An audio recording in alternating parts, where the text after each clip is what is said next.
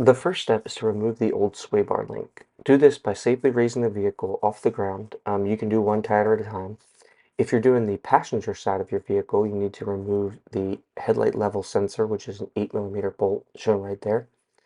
And then you're going to release both ends of the sway bar end link. They're 16mm. You may need an extension here or some type of pivoting head to get in there. Once the old sway bar end link has been removed, it's time to install the new sway bar end link. I think the easiest way to do it is to install it and then hand tighten both ends before fully tightening it and torquing it to specs.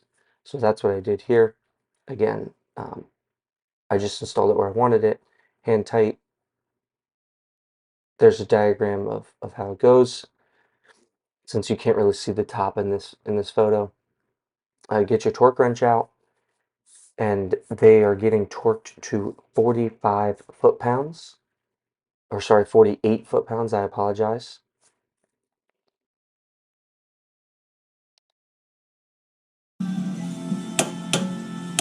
Once you've torqued the bottom to 48 foot-pounds, you're going to do the exact same thing with the top. Again, this is a 16mm bolt.